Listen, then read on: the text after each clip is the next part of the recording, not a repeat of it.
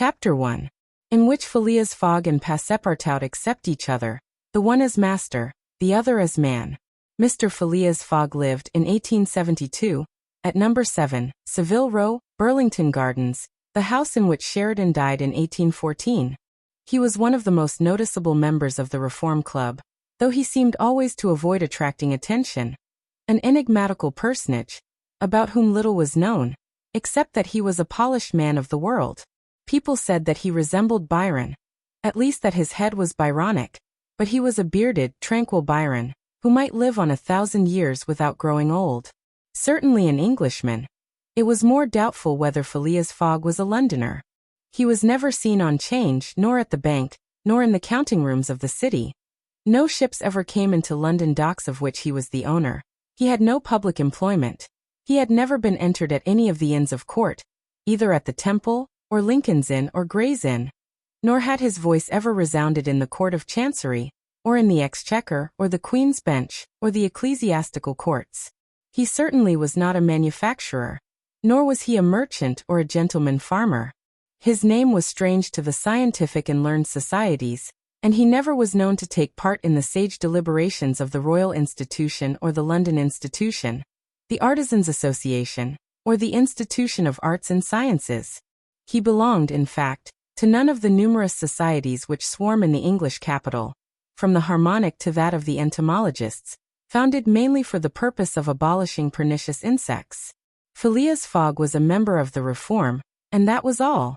The way in which he got admission to this exclusive club was simple enough. He was recommended by the Barings, with whom he had an open credit. His checks were regularly paid at sight from his account current, which was always flush. Was Phileas Fogg rich? Undoubtedly. But those who knew him best could not imagine how he had made his fortune.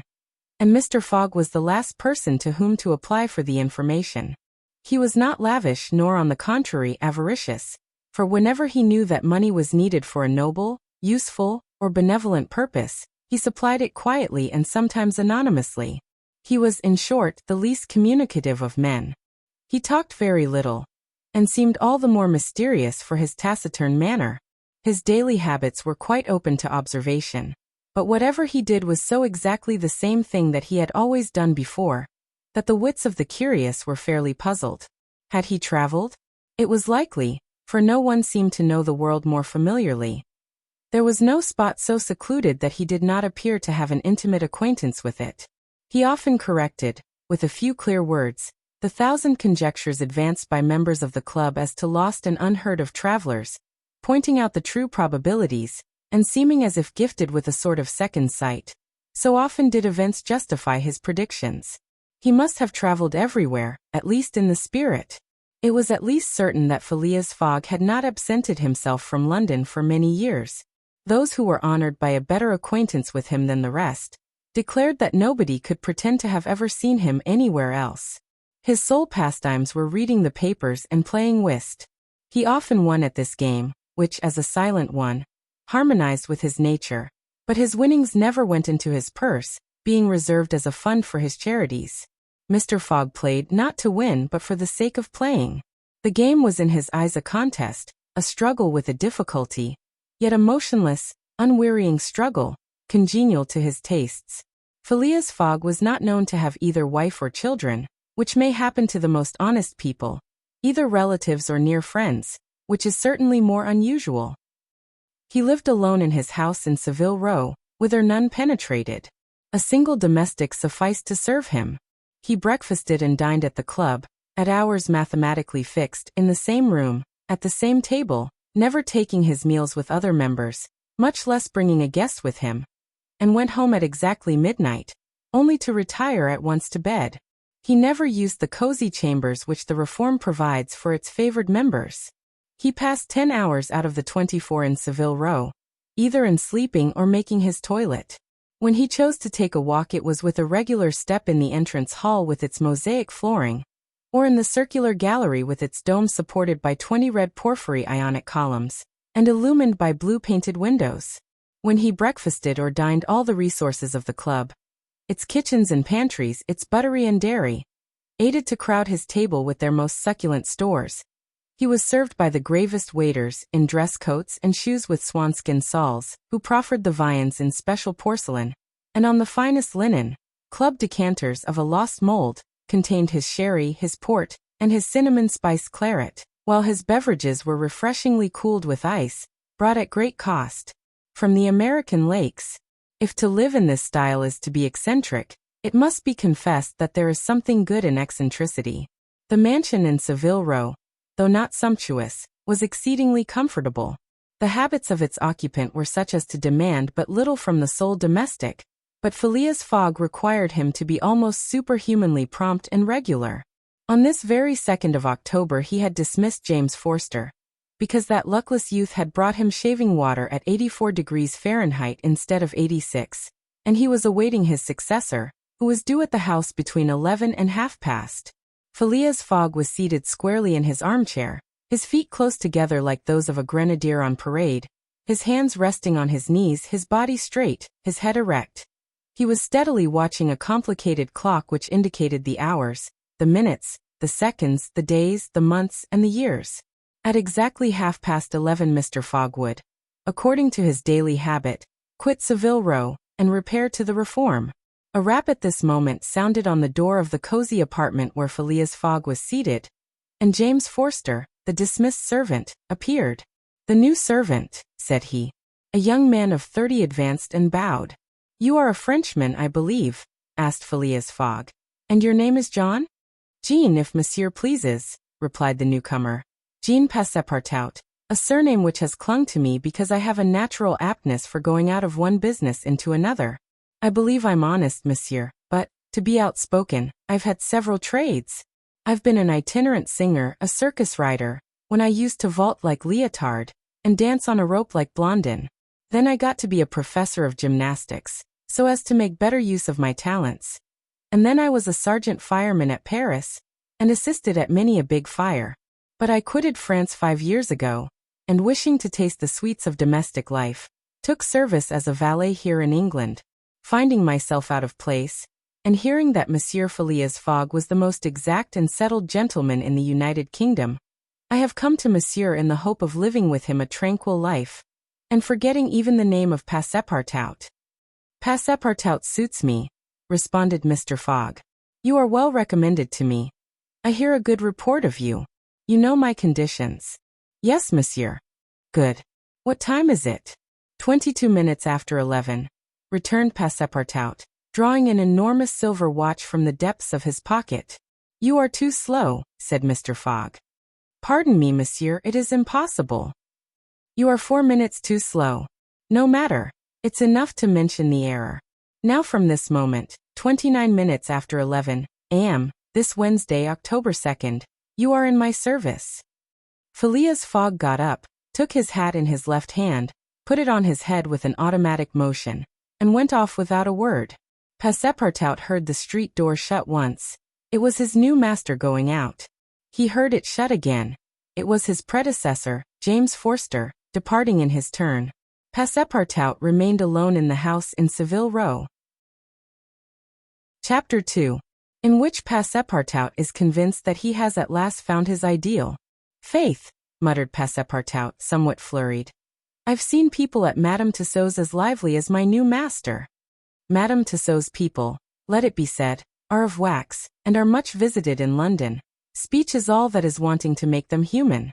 During his brief interview with Mr. Fogg, Passepartout had been carefully observing him. He appeared to be a man about 40 years of age, with fine, handsome features and a tall, well-shaped figure. His hair and whiskers were light, his forehead compact and unwrinkled, his face rather pale, his teeth magnificent. His countenance possessed in the highest degree what physiognomists call repose in action, a quality of those who act rather than talk. Calm and phlegmatic, with a clear eye, Mr. Fogg seemed a perfect type of that English composure which Angelica Kauffmann has so skillfully represented on canvas. Seen in the various phases of his daily life, he gave the idea of being perfectly well balanced, as exactly regulated as a Leroy chronometer. Phileas Fogg was, indeed, exactitude personified, and this was betrayed even in the expression of his very hands and feet.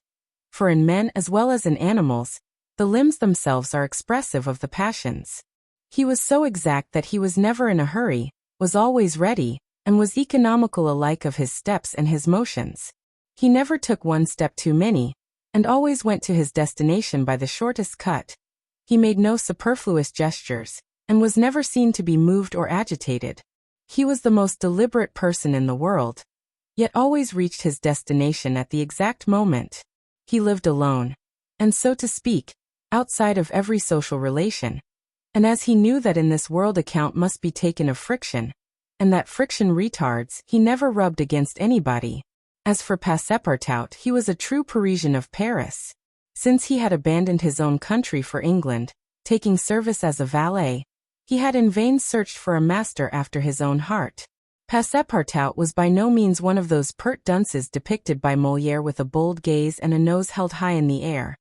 He was an honest fellow, with a pleasant face, lips a trifle protruding, soft-mannered and serviceable, with a good round head, such as one likes to see on the shoulders of a friend.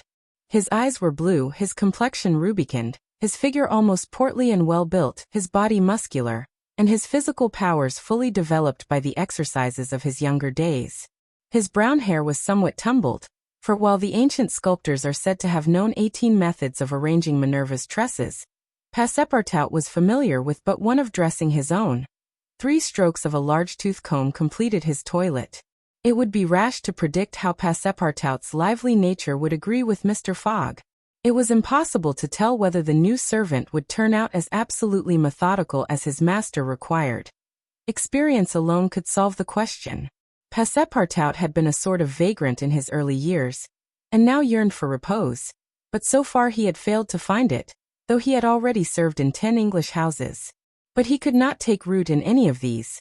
With chagrin, he found his masters invariably whimsical and irregular, constantly running about the country, or on the lookout for adventure. His last master, young Lord Longferry, Member of Parliament, after passing his nights in the Haymarket taverns, was too often brought home in the morning on policemen's shoulders. Passepartout, desirous of respecting the gentleman whom he served, ventured a mild remonstrance on such conduct, which being ill received, he took his leave. Hearing that Mr. Phileas Fogg was looking for a servant, and that his life was one of unbroken regularity, that he neither traveled nor stayed from home overnight, he felt sure that this would be the place he was after. He presented himself, and was accepted, as has been seen. At 11:30, then Passepartout found himself alone in the house in Savile Row. He began its inspection without delay, scouring it from cellar to garret. So clean, well-arranged, solemn a mansion pleased him. It seemed to him like a snail's shell, lighted and warmed by gas, which sufficed for both these purposes. When Passepartout reached the 2nd story, he recognized at once the room which he was to inhabit, and he was well satisfied with it. Electric bells and speaking tubes afforded communication with the lower stories, while on the mantel stood an electric clock, precisely like that in Mr. Fogg's bedchamber, both beating the same second at the same instant. "That's good, that'll do," said Passepartout to himself. He suddenly observed, hung over the clock, a card which, upon inspection, proved to be a program of the daily routine of the house. It comprised all that was required of the servant, from 8 in the morning, exactly at which hour Phileas Fogg rose, till 11:30, when he left the house for the Reform Club. All the details of service, the tea and toast at 23 minutes past 8, the shaving water at 37 minutes past 9, and the toilet at 20 minutes before 10. Everything was regulated and foreseen that was to be done from 11:30 a.m. till midnight, the hour at which the methodical gentleman retired. Mr. Fogg's wardrobe was amply supplied and in the best taste. Each pair of trousers, coat, and vest bore a number, indicating the time of year and season at which they were in turn to be laid out for wearing. And the same system was applied to the master's shoes. In short, the house in Savile Row, which must have been a very temple of disorder and unrest under the illustrious but dissipated Sheridan, was coziness, comfort, and method idealized. There was no study, nor were there books, which would have been quite useless to Mr. Fogg, for at the Reform 2 libraries, one of general literature and the other of law and politics, were at his service. A moderate-sized safe stood in his bedroom, constructed so as to defy fire as well as burglars, but Passepartout found neither arms nor hunting weapons anywhere. Everything betrayed the most tranquil and peaceable habits. Having scrutinized the house from top to bottom, he rubbed his hands.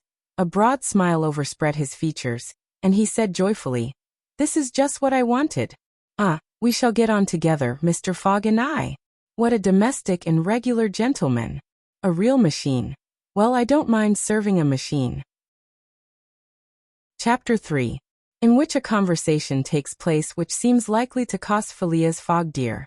Phileas Fogg, having shut the door of his house at 11:30, and having put his right foot before his left 575 times, and his left foot before his right 576 times, reached the Reform Club, an imposing edifice in Pall Mall, which could not have cost less than 3 millions.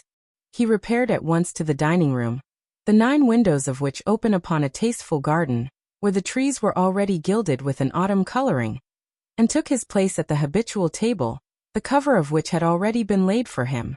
His breakfast consisted of a side dish, a broiled fish with reading sauce, a scarlet slice of roast beef garnished with mushrooms, a rhubarb and gooseberry tart, and a morsel of Cheshire cheese, the whole being washed down with several cups of tea, for which the Reform is famous. He rose at 1:13, and directed his steps towards the large hall, a sumptuous apartment adorned with lavishly framed paintings. A flunky handed him an uncut Times, which he proceeded to cut with a skill which betrayed familiarity with this delicate operation. The perusal of this paper absorbed Phileas Fogg until 4:15, whilst the Standard, his next task, occupied him till the dinner hour. Dinner passed as breakfast had done, and Mr. Fogg reappeared in the reading room, and sat down to the Pall Mall at 6:20. Half an hour later several members of the Reform came in, and drew up to the fireplace, where a coal fire was steadily burning. They were Mr. Fogg's usual partners at whist, Andrew Stewart, an engineer, John Sullivan and Samuel Fallentin, bankers, Thomas Flanagan, a brewer, and Gautier Ralph, one of the directors of the Bank of England. All rich and highly respectable personages, even in a club which comprises the princes of English trade and finance. "Well, Ralph," said Thomas Flanagan, "what about that robbery?" "Oh," replied Stewart, "the bank will lose the money." "On the contrary," broke in Ralph, "I hope we may put our hands on the robber. Skillful detectives have been sent to all the principal ports of America and the continent, and he'll be a clever fellow if he slips through their fingers." "But have you got the robber's description?" asked Stewart. "In the first place, he is no robber at all," returned Ralph positively. "What?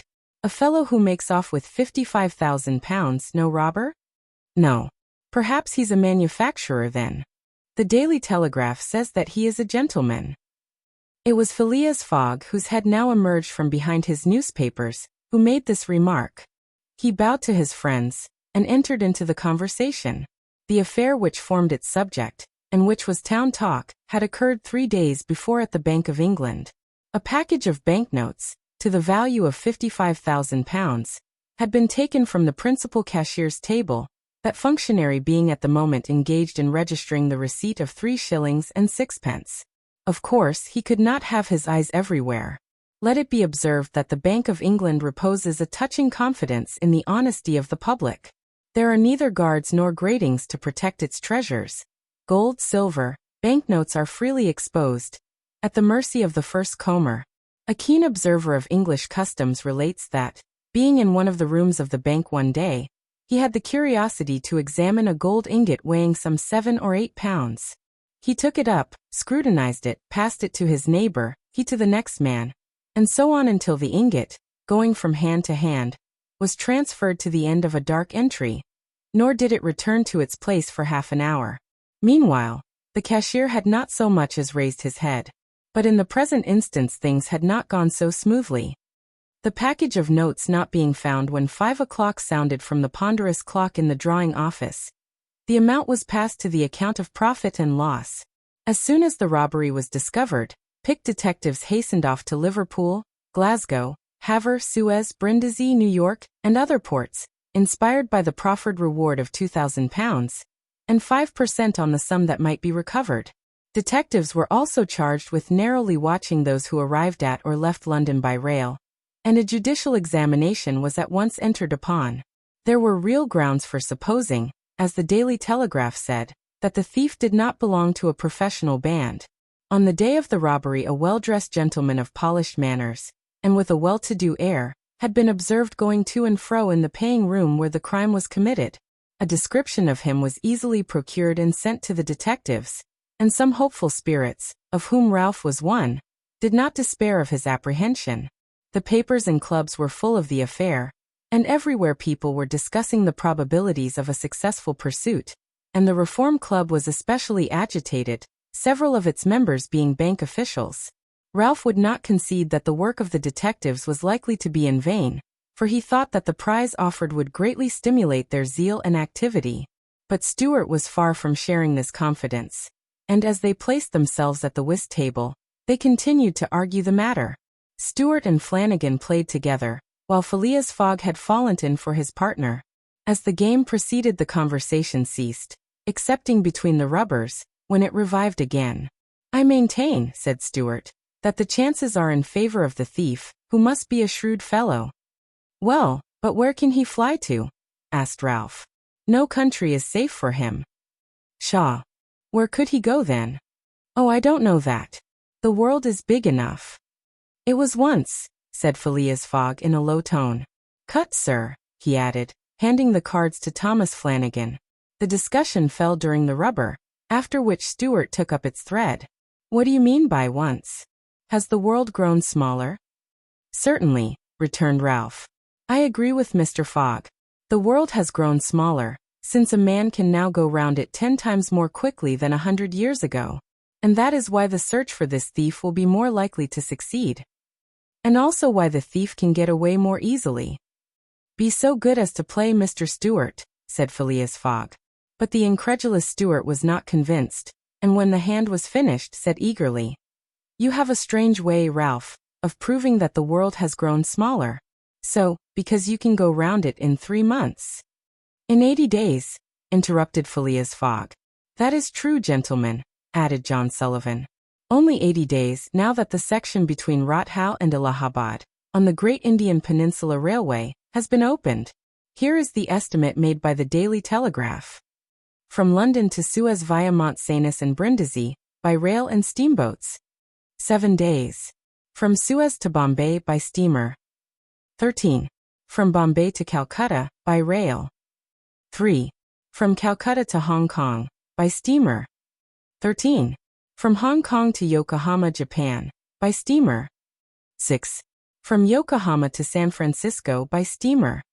22. From San Francisco to New York by rail. 7. From New York to London by steamer and rail. 9. Total. 80 days. "Yes, in 80 days, exclaimed Stewart, who in his excitement made a false deal. "But that doesn't take into account bad weather, contrary winds, shipwrecks, railway accidents, and so on." "All included," returned Phileas Fogg, continuing to play despite the discussion. "But suppose the Hindus or Indians pull up the rails," replied Stewart. "Suppose they stop the trains, pillage the luggage vans, and scalp the passengers." "All included," calmly retorted Fogg, adding, as he threw down the cards, 2 trumps. Stewart, whose turn it was to deal, gathered them up, and went on. "You are right theoretically, Mr. Fogg, but practically." "Practically also, Mr. Stewart. I'd like to see you do it in 80 days. "It depends on you. Shall we go?" "Heaven preserve me. But I would wager £4,000 that such a journey, made under these conditions, is impossible." "Quite possible, on the contrary," returned Mr. Fogg. "Well, make it then. The journey round the world in 80 days. "Yes. I should like nothing better." "When?" "At once. Only I warn you that I shall do it at your expense." "It's absurd," cried Stewart, who was beginning to be annoyed at the persistency of his friend. "Come, let's go on with the game." "Deal over again then," said Phileas Fogg. "There's a false deal." Stewart took up the pack with a feverish hand, then suddenly put them down again. "Well, Mr. Fogg," said he, "it shall be so. I will wager the 4,000 on it." "Calm yourself, my dear Stewart," said Fallentin. "It's only a joke." "When I say I'll wager," returned Stewart, "I mean it." "All right," said Mr. Fogg, and turning to the others he continued. I have a deposit of 20,000 at Barings which I will willingly risk upon it." £20,000, cried Sullivan. £20,000, which you would lose by a single accidental delay. "The unforeseen does not exist," quietly replied Phileas Fogg. "But, Mr. Fogg, 80 days are only the estimate of the least possible time in which the journey can be made. A well-used minimum suffices for everything. But in order not to exceed it, you must jump mathematically from the trains upon the steamers, and from the steamers upon the trains again." "I will jump, mathematically." "You are joking." "A true Englishman doesn't joke when he is talking about so serious a thing as a wager," replied Phileas Fogg solemnly. "I will bet £20,000 against anyone who wishes that I will make the tour of the world in 80 days or less, in 1920 hours, or 115,200 minutes. Do you accept?" "We accept," replied Messrs. Stewart, Fallentin, Sullivan, Flanagan, and Ralph, after consulting each other. "Good," said Mr. Fogg. "The train leaves for Dover at 9:15. I will take it." "This very evening?" asked Stewart. "This very evening," returned Phileas Fogg. He took out and consulted a pocket almanac, and added, "As today is Wednesday, the 2nd of October, I shall be due in London in this very room of the Reform Club, on Saturday, the 21st of December, at 9:15 p.m., or else the £20,000, now deposited in my name at Barings, will belong to you, in fact and in right, gentlemen. Here is a check for the amount." A memorandum of the wager was at once drawn up and signed by the 6 parties, during which Phileas Fogg preserved a stoical composure. He certainly did not bet to win, and had only staked the £20,000, half of his fortune, because he foresaw that he might have to expend the other half to carry out this difficult, not to say unattainable, project. As for his antagonists, they seemed much agitated, not so much by the value of their stake, as because they had some scruples about betting under conditions so difficult to their friend. The clock struck 7, and the party offered to suspend the game so that Mr. Fogg might make his preparations for departure. "I am quite ready now," was his tranquil response. "Diamonds are trumps. Be so good as to play, gentlemen." Chapter 4. In which Phileas Fogg astounds Passepartout, his servant. Having won 20 guineas at whist, and taken leave of his friends, Phileas Fogg, at 7:25, left the Reform Club. Passepartout, who had conscientiously studied the program of his duties, was more than surprised to see his master guilty of the inexactness of appearing at this unaccustomed hour. For according to rule, he was not due in Savile Row until precisely midnight. Mr. Fogg repaired to his bedroom and called out, "Passepartout." Passepartout did not reply. It could not be he who was called. It was not the right hour. "Passepartout," repeated Mr. Fogg, without raising his voice. Passepartout made his appearance. "I've called you twice," observed his master. "But it is not midnight," responded the other, showing his watch. "I know it. I don't blame you. We start for Dover and Calais in 10 minutes. A puzzled grin overspread Passepartout's round face. Clearly he had not comprehended his master. "Monsieur is going to leave home?" "Yes," returned Phileas Fogg. "We are going round the world." Passepartout opened wide his eyes, raised his eyebrows, held up his hands, and seemed about to collapse, so overcome was he with stupefied astonishment. "Round the world," he murmured. "In 80 days, responded Mr. Fogg. "So we haven't a moment to lose." "But the trunks?" gasped Passepartout, unconsciously swaying his head from right to left. "We'll have no trunks, only a carpet bag, with 2 shirts and 3 pairs of stockings for me, and the same for you. We'll buy our clothes on the way. Bring down my mackintosh and traveling cloak, and some stout shoes, though we shall do little walking. Make haste." Passepartout tried to reply, but could not. He went out, mounted to his own room, fell into a chair and muttered, "That's good, that is. And I, who wanted to remain quiet." He mechanically set about making the preparations for departure. Around the world in 80 days. Was his master a fool? No. Was this a joke, then? They were going to Dover. Good. To Calais, good again. After all, Passepartout, who had been away from France 5 years, would not be sorry to set foot on his native soil again. Perhaps they would go as far as Paris. and it would do his eyes good to see Paris once more. But surely a gentleman so chary of his steps would stop there, no doubt. But then, it was none the less true that he was going away, this so domestic person hitherto. By 8 o'clock Passepartout had packed the modest carpet-bag, containing the wardrobes of his master and himself.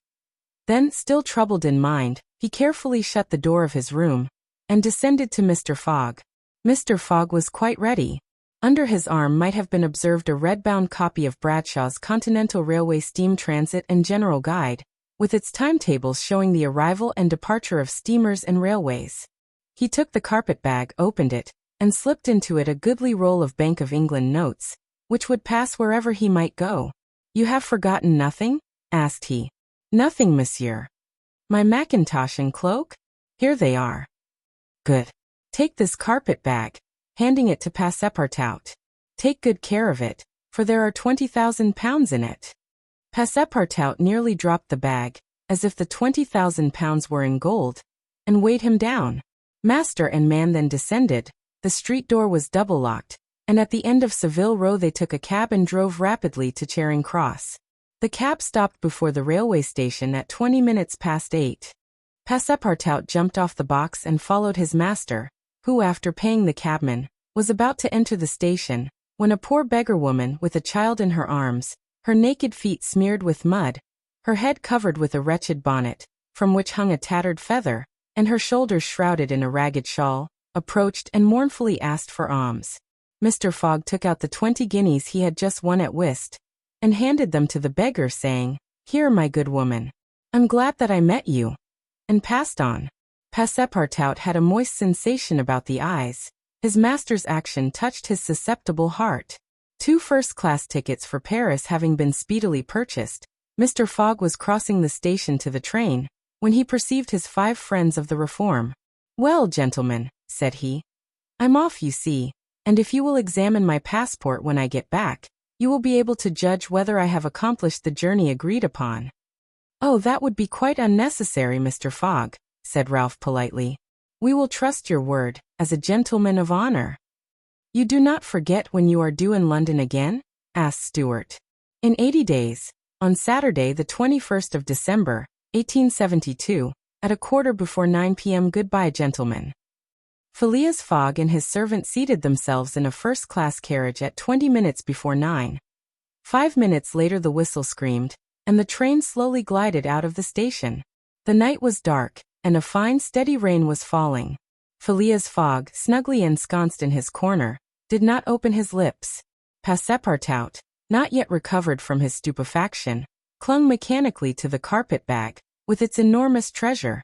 Just as the train was whirling through Sydenham, Passepartout suddenly uttered a cry of despair. "What's the matter?" asked Mr. Fogg. "Alas! In my hurry, I forgot." "What?" "To turn off the gas in my room." "Very well, young man," returned Mr. Fogg coolly. "It will burn at your expense." Chapter 5.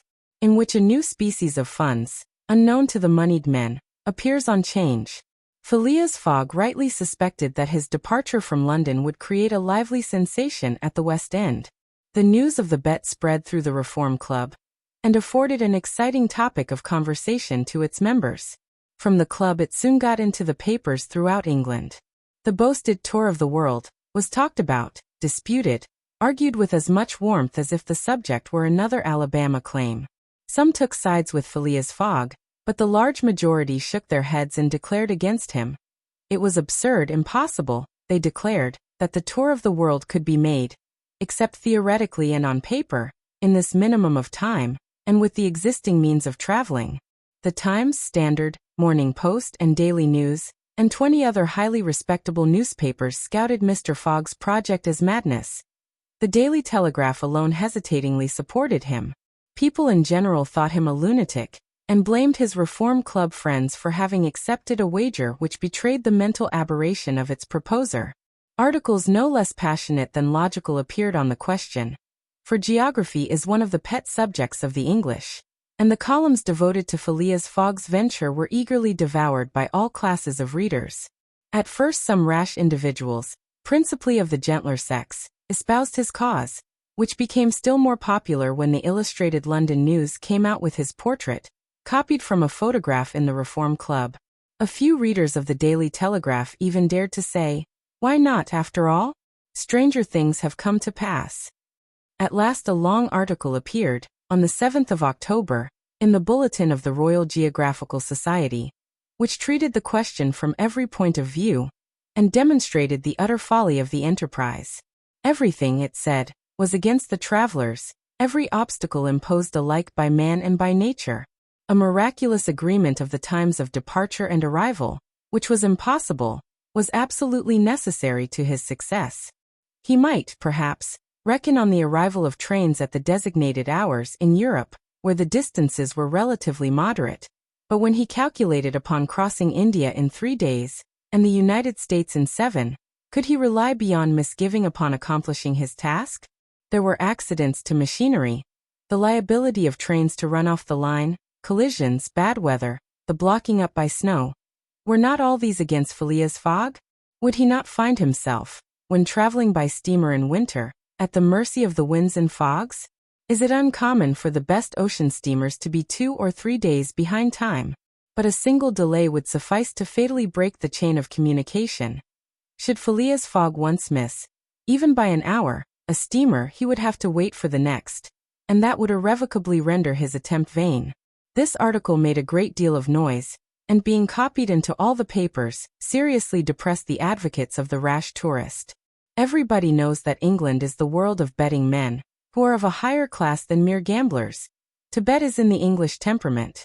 Not only the members of the Reform, but the general public, made heavy wagers for or against Phileas Fogg, who was set down in the betting books as if he were a racehorse. Bonds were issued, and made their appearance on 'Change. Phileas Fogg bonds were offered at par or at a premium, and a great business was done in them. But 5 days after the article in the Bulletin of the Geographical Society appeared, the demand began to subside. Phileas Fogg declined. They were offered by packages, at first of 5, then of 10, until at last nobody would take less than 20, 50, 100. Lord Albemarle, an elderly paralytic gentleman, was now the only advocate of Phileas Fogg left. This noble lord, who was fastened to his chair, would have given his fortune to be able to make the tour of the world, if it took 10 years, and he bet £5,000 on Phileas Fogg. When the folly as well as the uselessness of the adventure was pointed out to him, he contented himself with replying, "If the thing is feasible, the first to do it ought to be an Englishman." The Fogg party dwindled more and more, everybody was going against him, and the bets stood 150 and 200 to 1. And a week after his departure an incident occurred which deprived him of backers at any price. The Commissioner of Police was sitting in his office at 9 o'clock one evening, when the following telegraphic dispatch was put into his hands. Suez to London. Rowan, Commissioner of Police, Scotland Yard. I've found the bank robber, Phileas Fogg. Send without delay warrant of arrest to Bombay. Fix detective. The effect of this dispatch was instantaneous. The polished gentleman disappeared to give place to the bank robber. His photograph, which was hung with those of the rest of the members at the Reform Club, was minutely examined, and it betrayed, feature by feature, the description of the robber which had been provided to the police.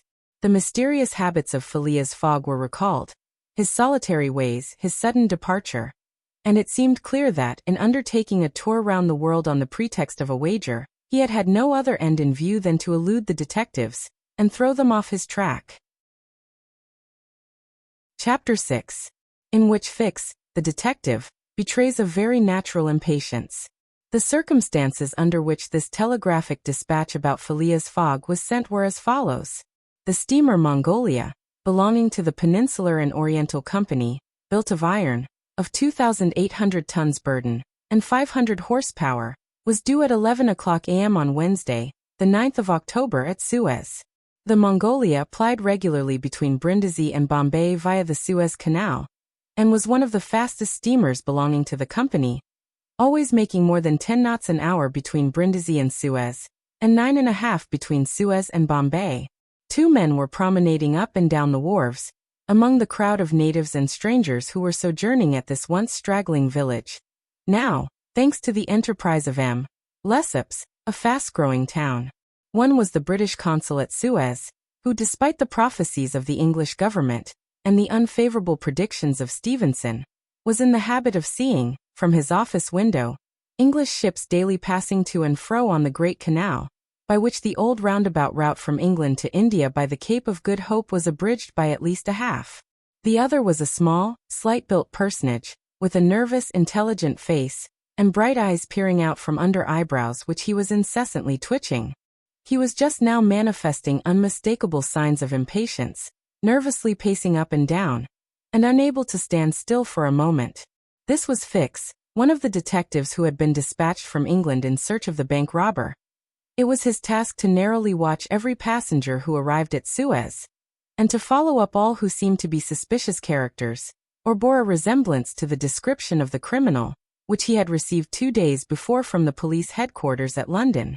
The detective was evidently inspired by the hope of obtaining the splendid reward which would be the prize of success, and awaited with a feverish impatience, easy to understand, the arrival of the steamer Mongolia.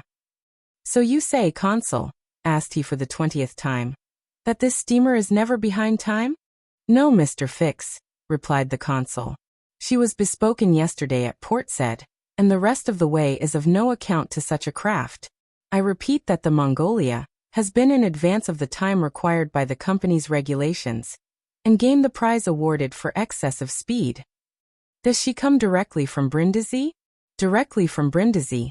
She takes on the Indian mails there, and she left there Saturday at 5 p.m. Have patience, Mr. Fix, she will not be late. But really, I don't see how, from the description you have, you will be able to recognize your man, even if he is on board the Mongolia." "A man rather feels the presence of these fellows, Consul, than recognizes them. You must have a scent for them, and a scent is like a sixth sense which combines hearing, seeing, and smelling. I've arrested more than one of these gentlemen in my time, and if my thief is on board, I'll answer for it. He'll not slip through my fingers." "I hope so, Mr. Fix, for it was a heavy robbery." "A magnificent robbery, Consul. £55,000. We don't often have such windfalls. Burglars are getting to be so contemptible nowadays. A fellow gets hung for a handful of shillings." "Mr. Fix," said the consul, "I like your way of talking, and hope you'll succeed, but I fear you will find it far from easy. Don't you see, the description which you have there has a singular resemblance to an honest man." "Consul," remarked the detective dogmatically, "great robbers always resemble honest folks. Fellows who have rascally faces have only one course to take, and that is to remain honest, otherwise they would be arrested offhand. The artistic thing is to unmask honest countenances. It's no light task, I admit, but a real art." Mr. Fix evidently was not wanting in a tinge of self-conceit. Little by little the scene on the quay became more animated. Sailors of various nations, merchants, shipbrokers, porters, fellahs, bustled to and fro as if the steamer were immediately expected. The weather was clear and slightly chilly. The minarets of the town loomed above the houses in the pale rays of the sun. A jetty pier, some 2,000 yards along, extended into the roadstead. A number of fishing smacks and coasting boats, some retaining the fantastic fashion of ancient galleys, were discernible on the Red Sea. As he passed among the busy crowd, Fix, according to habit, scrutinized the passers-by with a keen, rapid glance. It was now 10:30. "The steamer doesn't come," he exclaimed as the port clock struck. "She can't be far off now," returned his companion. "How long will she stop at Suez?" 4 hours. Long enough to get in her coal. It is 1,310 miles from Suez to Aden, at the other end of the Red Sea, and she has to take in a fresh coal supply." "And does she go from Suez directly to Bombay?"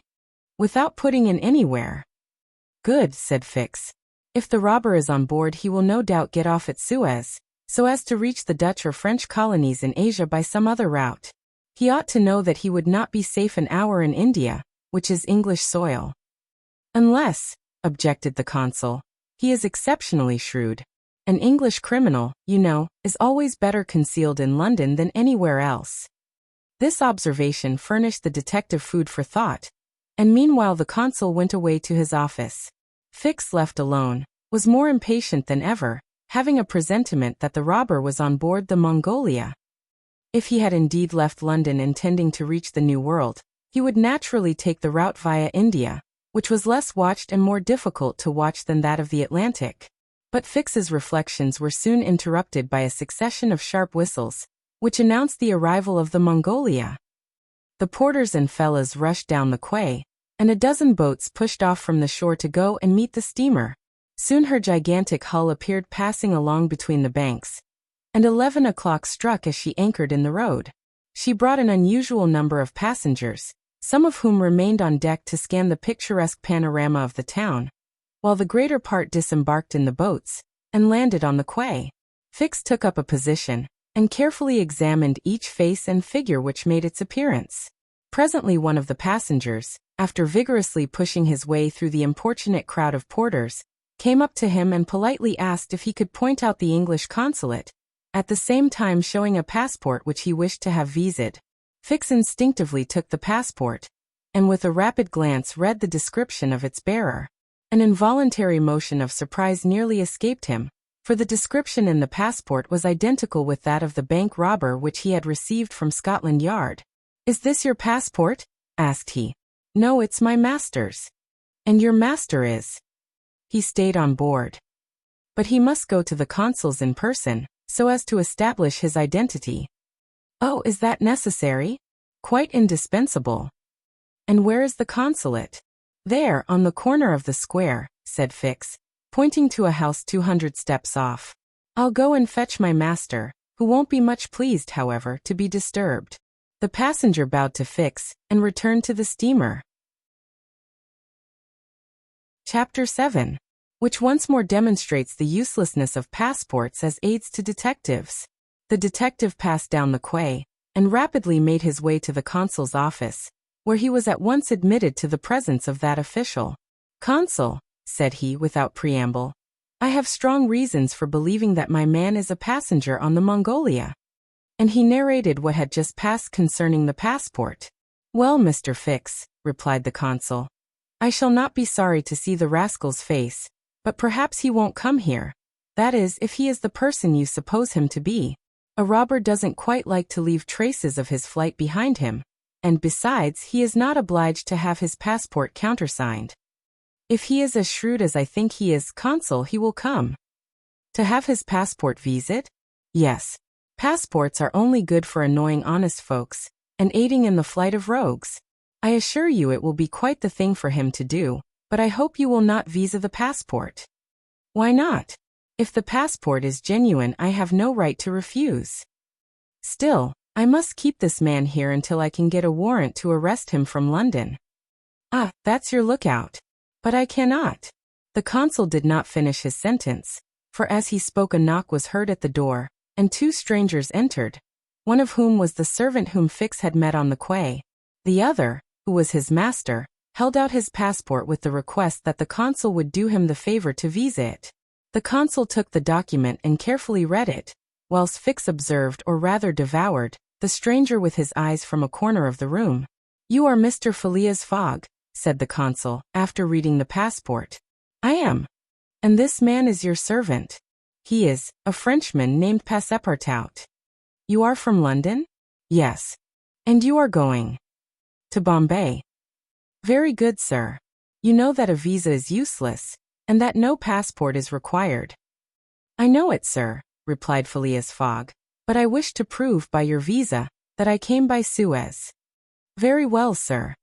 The consul proceeded to sign and date the passport, after which he added his official seal. Mr. Fogg paid the customary fee, coldly bowed, and went out, followed by his servant. "Well?" queried the detective. "Well, he looks and acts like a perfectly honest man," replied the consul. "Possibly, but that is not the question. Do you think, consul, that this phlegmatic gentleman resembles, feature by feature, the robber whose description I have received?" "I concede that, but then you know all descriptions." "I'll make certain of it," interrupted Fix. "The servant seems to me less mysterious than the master. Besides, he's a Frenchman, and can't help talking. Excuse me for a little while, consul." Fix started off in search of Passepartout. Meanwhile Mr. Fogg, after leaving the consulate, repaired to the quay, gave some orders to Passepartout, went off to the Mongolia in a boat, and descended to his cabin. He took up his notebook, which contained the following memoranda. Left London, Wednesday, October 2nd, at 8:45 p.m. Reached Paris Thursday, October 3rd, at 7:20 a.m. Left Paris Thursday at 8:40 a.m. Reached Turin by Mont-Cenis Friday, October 4th at 6:35 a.m. Left Turin Friday at 7:20 a.m. Arrived at Brindisi, Saturday, October 5th at 4 p.m. Sailed on the Mongolia, Saturday at 5 p.m. Reached Suez, Wednesday, October 9th, at 11 a.m. Total of hours spent 158½ or in days 6 days and a half.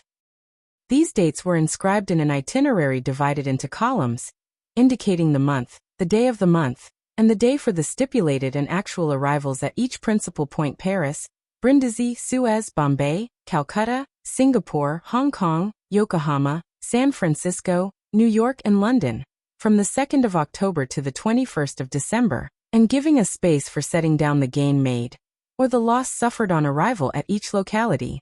This methodical record thus contained an account of everything needed, and Mr. Fogg always knew whether he was behindhand or in advance of his time. On this Friday, October 9th, he noted his arrival at Suez, and observed that he had as yet neither gained nor lost. He sat down quietly to breakfast in his cabin, never once thinking of inspecting the town, being one of those Englishmen who are wont to see foreign countries through the eyes of their domestics. Chapter 8, in which Passepartout talks rather more, perhaps, than is prudent. Fix soon rejoined Passepartout, who was lounging and looking about on the quay, as if he did not feel that he, at least, was obliged not to see anything. Well, my friend, said the detective, coming up with him, is your passport viséd? Ah, it's you, is it, monsieur? Responded Passepartout. Thanks, yes, the passport is all right. And you are looking about you? Yes, but we travel so fast that I seem to be journeying in a dream. So this is Suez? Yes. In Egypt? Certainly in Egypt. And in Africa? In Africa. In Africa, repeated Passepartout. Just think, monsieur, I had no idea that we should go farther than Paris. And all that I saw of Paris was between 20 minutes past 7 and 20 minutes before 9 in the morning, between the Northern and the Lion stations, through the windows of a car, and in a driving rain. How I regret not having seen once more Père Lachaise and the circus in the Champs-Élysées. You are in a great hurry, then? I am not, but my master is. By the way, I must buy some shoes and shirts. We came away without trunks, only with a carpet bag. I will show you an excellent shop for getting what you want. Really, monsieur, you are very kind. And they walked off together, Passepartout chatting volubly as they went along. Above all, said he, don't let me lose the steamer. You have plenty of time, it's only 12 o'clock. Passepartout pulled out his big watch. 12, he exclaimed. Why, it's only 8 minutes before 10. Your watch is slow. My watch. A family watch, monsieur, which has come down from my great-grandfather. It doesn't vary 5 minutes in the year. It's a perfect chronometer, look you. I see how it is, said Fix. You have kept London time, which is 2 hours behind that of Suez. You ought to regulate your watch at noon in each country. I regulate my watch? Never. Well, then it will not agree with the sun. So much the worse for the sun, monsieur. The sun will be wrong then. And the worthy fellow returned the watch to its fob with a defiant gesture. After a few minutes' silence, Fix resumed.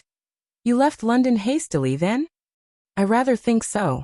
Last Friday at 8 o'clock in the evening, Monsieur Fogg came home from his club, and 3/4 of an hour afterwards we were off. But where is your master going? Always straight ahead. He is going round the world. Round the world, cried Fix. Yes, and in 80 days. He says it is on a wager. But between us, I don't believe a word of it. That wouldn't be common sense. There's something else in the wind. Ah, Mr. Fogg is a character, is he? I should say he was. Is he rich? No doubt, for he is carrying an enormous sum in brand new banknotes with him. And he doesn't spare the money on the way either. He has offered a large reward to the engineer of the Mongolia, if he gets us to Bombay well in advance of time. And you have known your master a long time? Why no, I entered his service the very day we left London. The effect of these replies upon the already suspicious and excited detective may be imagined. The hasty departure from London soon after the robbery, the large sum carried by Mr. Fogg, his eagerness to reach distant countries, the pretext of an eccentric and foolhardy bet, all confirmed Fix in his theory. He continued to pump poor Passepartout, and learned that he really knew little or nothing of his master, who lived a solitary existence in London, was said to be rich, though no one knew whence came his riches, and was mysterious and impenetrable in his affairs and habits. Fix felt sure that Phileas Fogg would not land at Suez, but was really going on to Bombay. "Is Bombay far from here?" asked Passepartout. "Pretty far.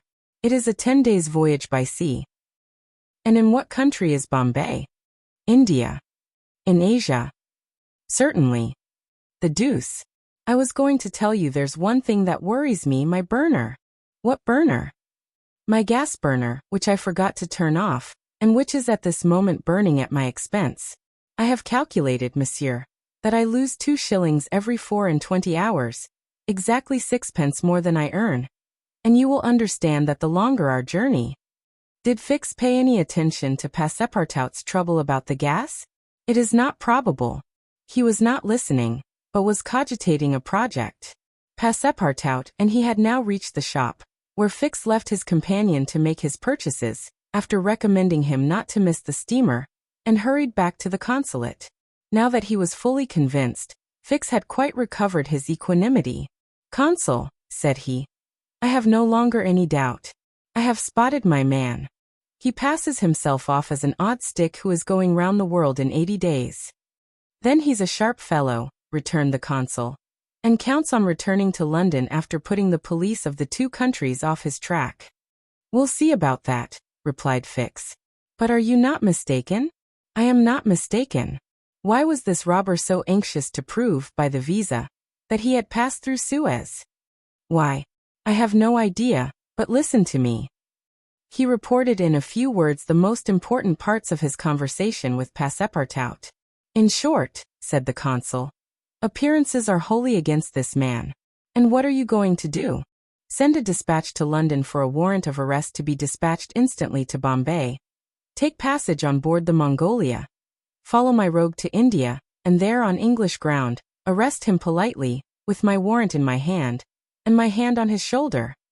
Having uttered these words with a cool, careless air, the detective took leave of the consul, and repaired to the telegraph office, whence he sent the dispatch which we have seen to the London police office. A quarter of an hour later found Fix, with a small bag in his hand, proceeding on board the Mongolia, and ere many moments longer, the noble steamer rode out at full steam upon the waters of the Red Sea. Chapter 9. In which the Red Sea and the Indian Ocean prove propitious to the designs of Phileas Fogg.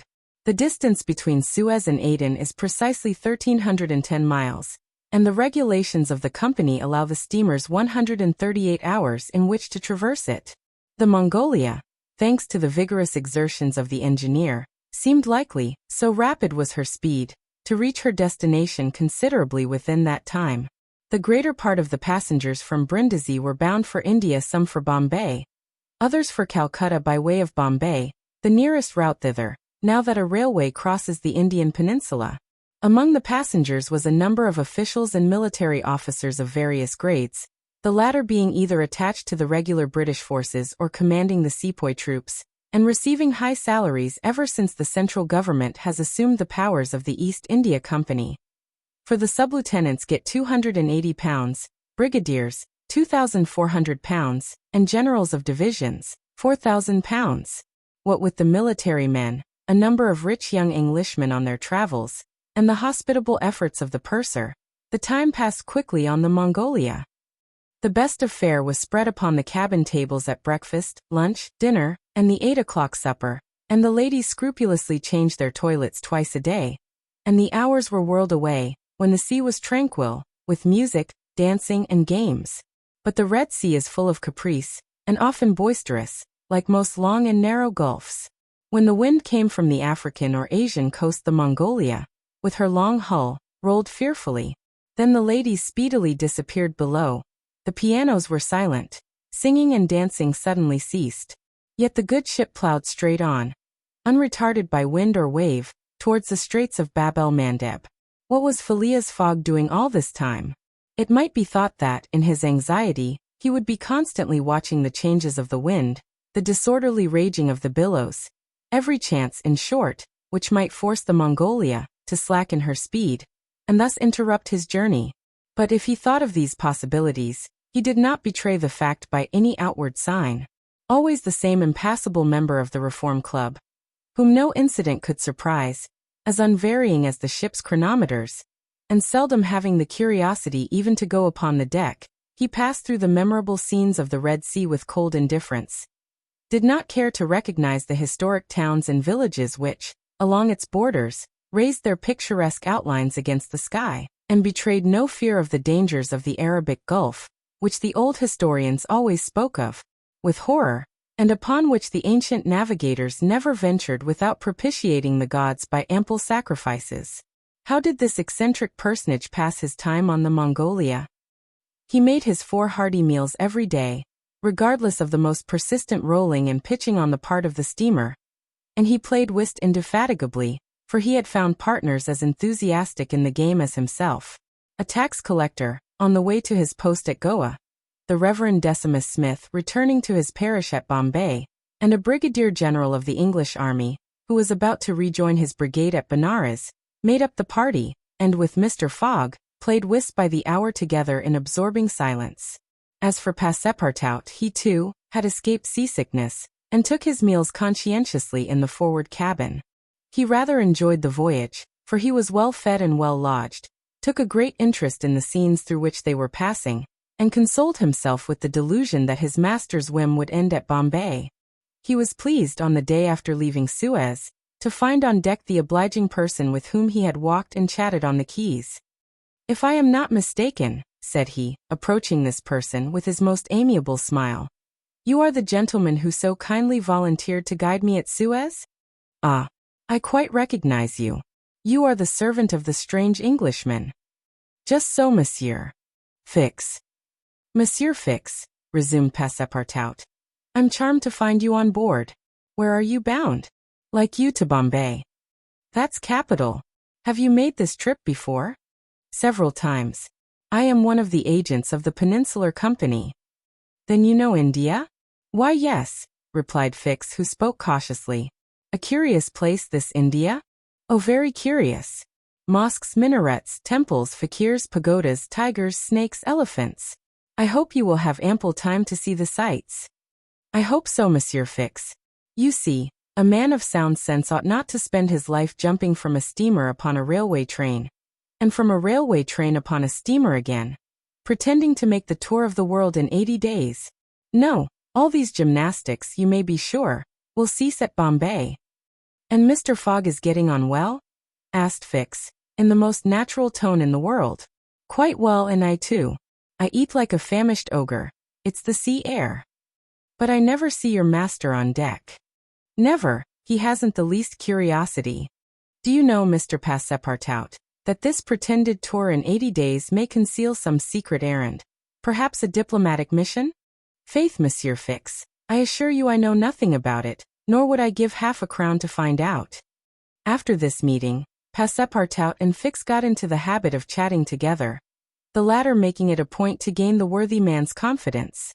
He frequently offered him a glass of whiskey or pale ale in the steamer bar-room, which Passepartout never failed to accept with graceful alacrity, mentally pronouncing Fix the best of good fellows. Meanwhile the Mongolia was pushing forward rapidly.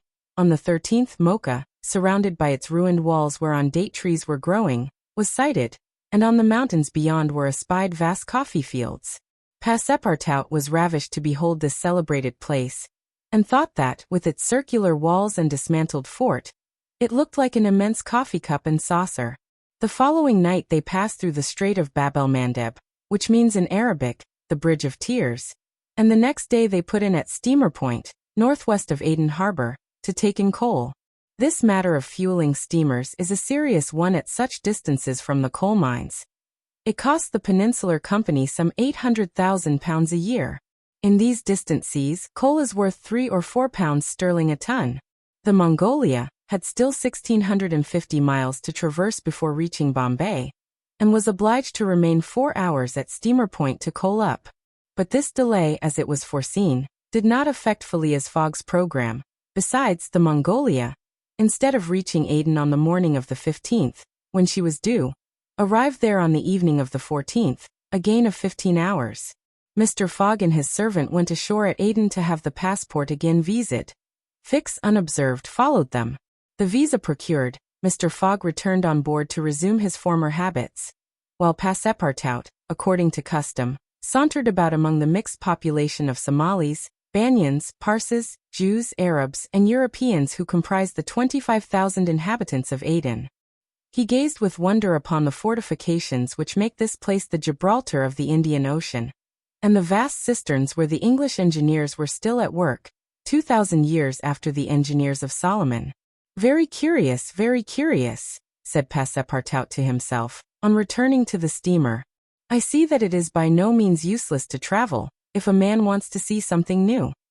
At 6 p.m., the Mongolia slowly moved out of the roadstead, and was soon once more on the Indian Ocean. She had 168 hours in which to reach Bombay, and the sea was favorable, the wind being in the northwest, and all sails aiding the engine. The steamer rolled but little, the ladies in fresh toilets reappeared on deck, and the singing and dancing were resumed. The trip was being accomplished most successfully, and Passepartout was enchanted with the congenial companion which chance had secured him in the person of the delightful Fix. On Sunday, October 20th, towards noon, they came in sight of the Indian coast. 2 hours later the pilot came on board. A range of hills lay against the sky in the horizon, and soon the rows of palms which adorn Bombay came distinctly into view. The steamer entered the road formed by the islands in the bay, and at 4:30 she hauled up at the quays of Bombay. Phileas Fogg was in the act of finishing the 33rd rubber of the voyage, and his partner and himself having, by a bold stroke, captured all 13 of the tricks, concluded this fine campaign with a brilliant victory. The Mongolia was due at Bombay on the 22nd. She arrived on the 20th. This was a gain to Phileas Fogg of 2 days since his departure from London, and he calmly entered the fact in the itinerary, in the column of gains. Chapter 10, in which Passepartout is only too glad to get off with the loss of his shoes.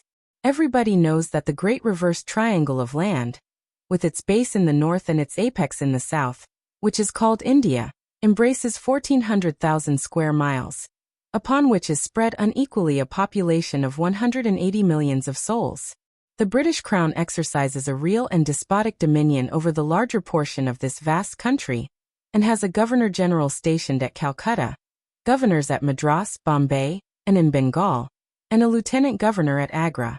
But British India, properly so called, only embraces 700,000 square miles, and a population of from 100 to 110 millions of inhabitants.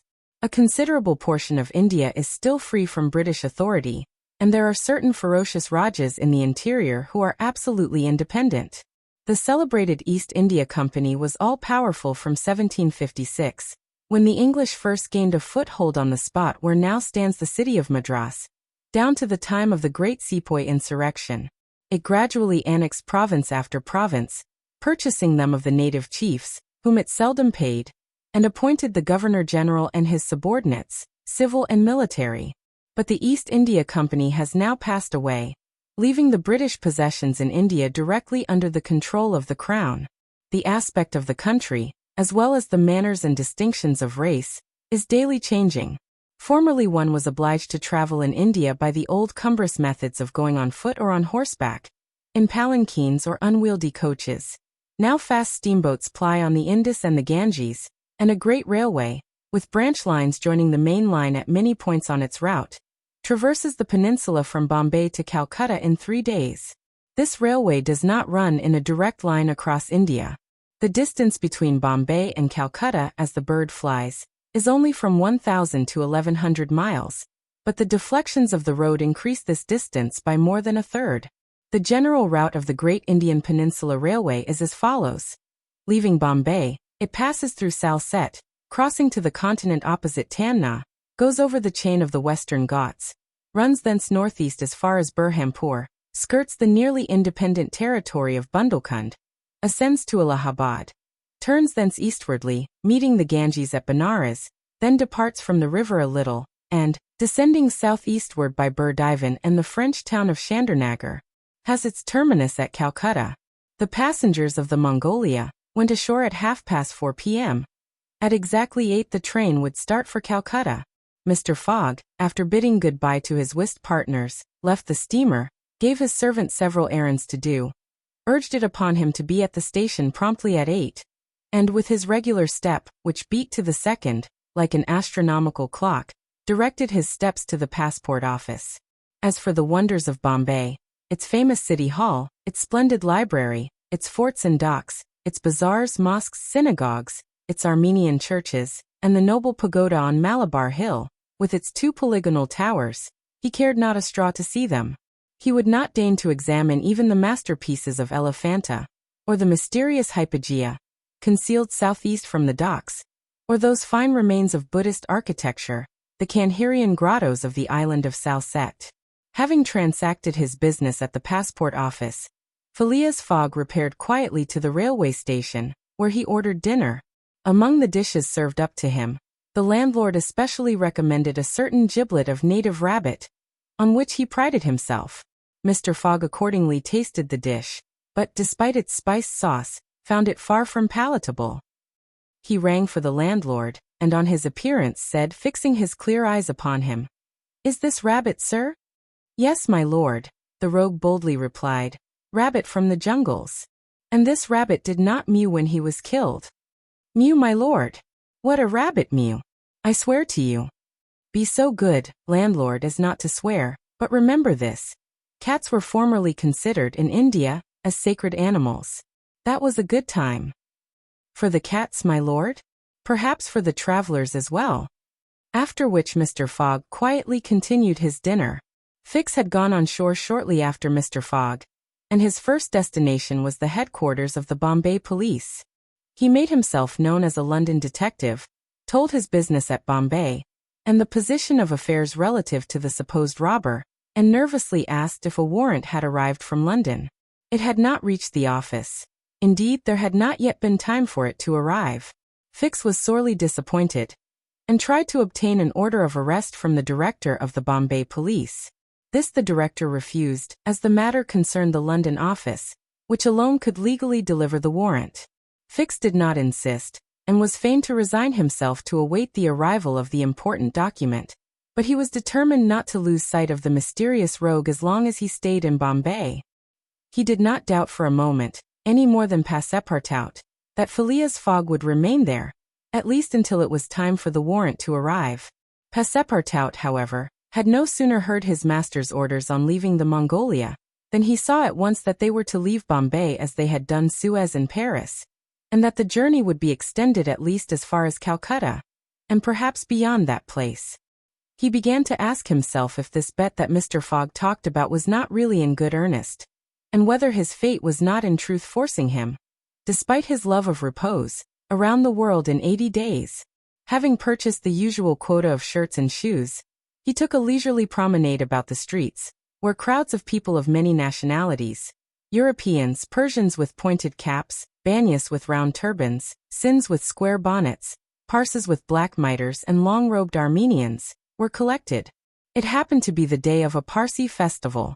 These descendants of the sect of Zoroaster, the most thrifty, civilized, intelligent, and austere of the East Indians, among whom are counted the richest native merchants of Bombay, were celebrating a sort of religious carnival, with processions and shows, in the midst of which Indian dancing girls, clothed in rose-colored gauze, looped up with gold and silver, danced airily, but with perfect modesty, to the sound of viols and the clanging of tambourines. It is needless to say that Passepartout watched these curious ceremonies with staring eyes and gaping mouth, and that his countenance was that of the greenest booby imaginable. Unhappily for his master, as well as himself, his curiosity drew him unconsciously farther off than he intended to go. At last, having seen the Parsi carnival wind away in the distance, he was turning his steps towards the station, when he happened to espy the splendid pagoda on Malabar Hill, and was seized with an irresistible desire to see its interior. He was quite ignorant that it is forbidden to Christians to enter certain Indian temples, and that even the faithful must not go in without first leaving their shoes outside the door. It may be said here that the wise policy of the British government severely punishes a disregard of the practices of the native religions.